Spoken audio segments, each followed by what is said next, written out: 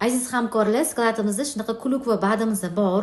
Bu ayniqsa hozirgi paytda juda ham kerakli bo'lgan bad, chunki hozir yallig'lanishlar ko'p, shamollashlar ko'p. Bilasizlar, shuning uchun bu yagidalarning ichida eng mo'jizali yagida hisoblanadi. C vitamini ko'p bunda. C vitamini bilasizlar, qonni tozalab beradi, antioksidant hisoblanadi. Hamda yallig'lanishlarga qarshi kurashadi, rakka oldini oladi, xolesterinni yaxshisi bo'ladi, yomoni bo'ladi, yaxshisini oshirib beradi. Shuning uchun bu infarkt, insult kasalliklarini, ya'ni yurak kasalliklarida oldini oladi, hamda antibiotik o'rnida ichsanglar bo'ladi va kishechniy palochkalarda, sistitda, erkaklarda prostata bezlari shamollashlarida, ya'ni siydik yo'llari shamollashlarida ichsanglar ham bo'ladi. Juda ham zo'r.